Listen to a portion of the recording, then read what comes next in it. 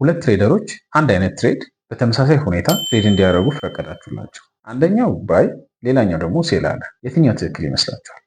አያችሁ፣ ይሄ ነገር ሁላችንም የሚያሳስተን ነው። ሁለቱም ትክክል አይደሉም። እነዚህ ሰዎች ኦርደር ከማድረጋቸው በፊት ማየት ያለባቸውን ነገሮች አላዩ። ምንድን ነው ማየት ያለባቸው? ወደ ምንስ ያመራቸዋል? ይህን ቪዲዮ ሙሉ ለሙሉ ሲጨርሱ እነዚህ ነገሮች ሙሉ ለሙሉ ታያወላችሁ። አብራችሁ ነው።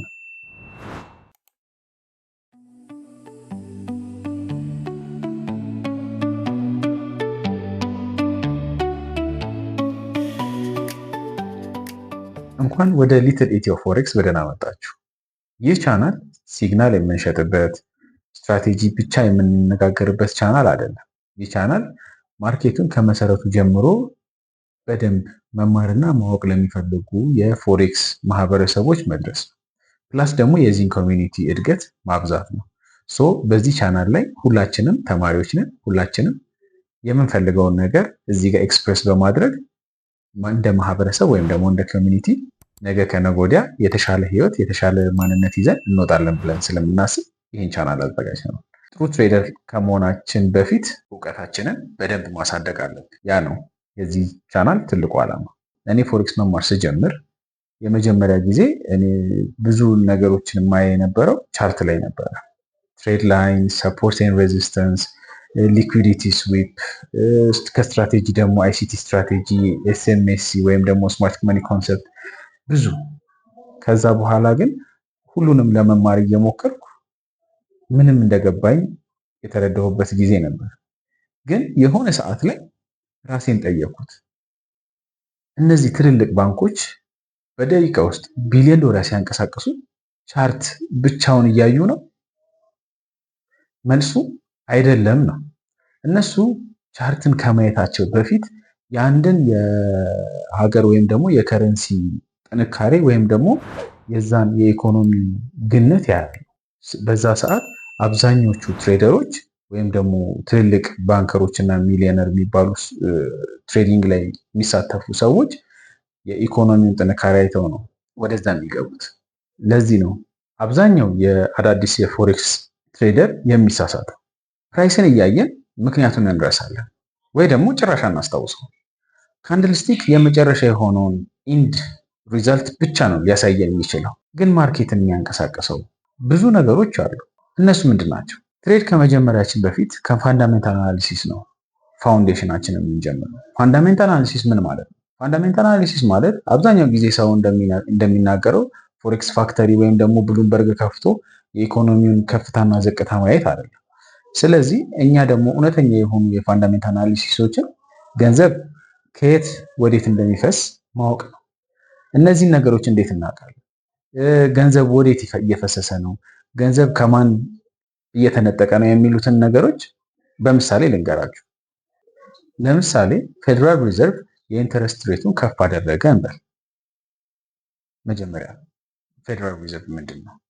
ፌዴራል ሪዘርቭ ማለት የገንዘብ ዝውውር የአሜሪካን የገንዘብ ዝውውር የሚቆጣጠር የወለድ መጠኑን የሚወስን እና ደግሞ የኢኮኖሚ መረጋጋት የሚያረጋግጥ ድርጅት ወይም ደግሞ ባንክ ነው። ይህ ፌዴራል ሪዘርቭ የኢንተረስት ሬቱን ከፍ አደረገ እንበል። ይህ ማለት ዶላር መያዝ ከበፊቱ የበለጠ ትርፋማ ያደርጋል። ማንን? የያዘውን ሰው። በዚህ ሰዓት ዩኤስ ዶላር ጥንካሬ ስለሚኖረው ከፍ ይላል ማለት ነው። እሺ፣ ይሄ ጥያቄ እንዲመለስላችሁ በደንብ በቀላል ሁኔታ ላስረዳችሁ። ኢትዮጵያ ውስጥ ካሉ ባንኮች አንዱ ባንክ ለምሳሌ አቢሲኒያ ነው እንውሰድ። አቢሲኒያ ባንክ ከሌሎቹ የኢንተረስት ሬት እሱ ከፍ አድርጌያለሁ ብሎ መግለጫ ወጣ። አብዛኛው ሰው ምንድነው የሚያደርገው? ከሌሎቹ ባንክ ያወጣና ያለውን ገንዘብ ማን ጋር ያስገባል? አቢሲኒያ ባንክ ጋር ማለት ነው። ለምን? ሁላችንም ትርፉን እንወዳለን አይደል? ስለዚህ ትርፉን ስንወድ ደግሞ ወደዛ እንመራለን ማለት ነው። በዚህኛው ኬዝ ልክ እንደዛ ነው። የትኛውንም ነገር የገዙ ሰዎች ወደ ዶላር ይቀይሩታል ማለት ነው፣ ወይም ደግሞ ይሸጡታል። በዛ ሰዓት ኢንተረስቱን ይጠቀማሉ።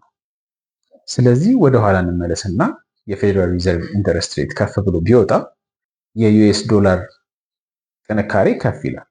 ጥንካሬው ከፍ አለ ማለት እነ ጎልድ እነ ዩሮ አብረው ፔር የሚያደርጉት ምን ያደርጋሉ? ወደ ታች ይወርዳሉ ማለት ነው። በዛ ሰዓት እኛ ከዛች ትርፍ ለማግኘት ሴል እናደርጋለን፣ ወይም ደግሞ ከፍ ካሉ ዩኤስ ዶላር ከቀነሰ ባይ እናደርጋለን ማለት ነው። ስለዚህ እነዚህ ነገሮችን ስናደርግ ካንድልስቲክ ወይም ደግሞ ቻርታችን ላይ ዲስፕሌይ የሚያደርገው ነገር ኦሬዲ ውሳኔዎች ካለቁ በኋላ የሚሄድበትን መንገድ ኦሬዲ ጠረጉለት ማለት ነው። ስለዚህ ወደ ላይ ቢወጣ ወደ ታች ቢወርድም ምን ይሆናል? ስቴብል የሆነ እኛ እያወቅነው የምንሄድበት መንገድ ይሆናል ማለት ነው። ይህን ስል ግን ቴክኒካል አናሊሲስ አያስፈልግም ማለት አይደለም። አሁን የጠቀስኩላችሁ አንዱ የሆነውን ነው።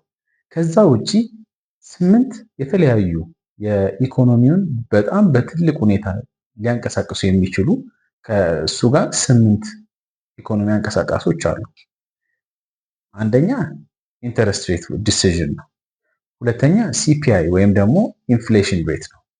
ሶስተኛ ነን ፋርመር ፔሮል ነው። አራተኛ ጂዲፒ ነው።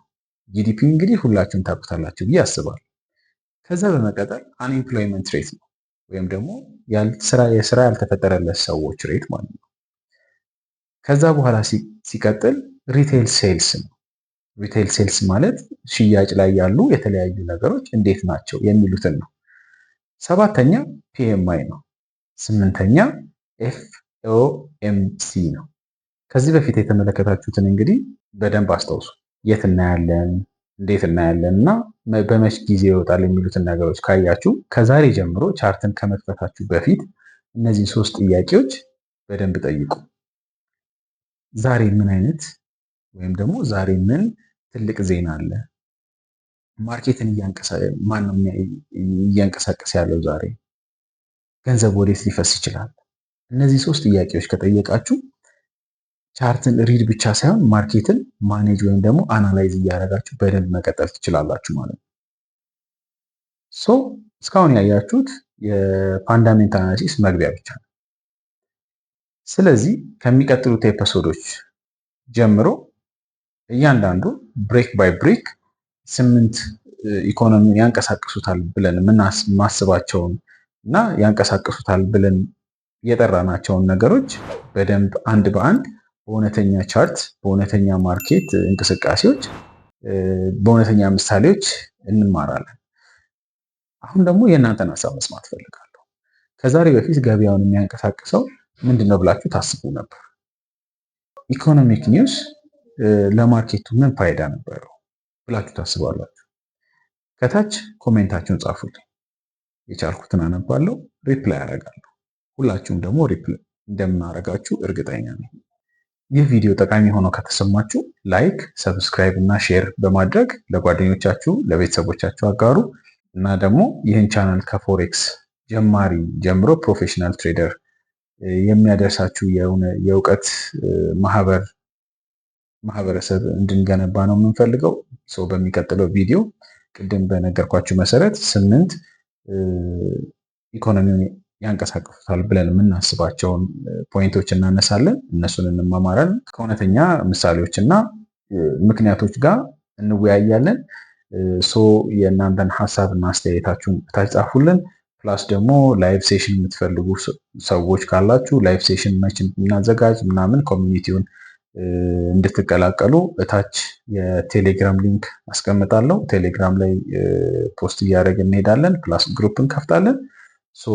ከዛ በኋላ ይህን ማህበር እንግዲህ ኦፊሻሊ በደንብ እንጀምራለን ብዬ አስባለሁ። ቴንኪዩ። መልካም ምሽት።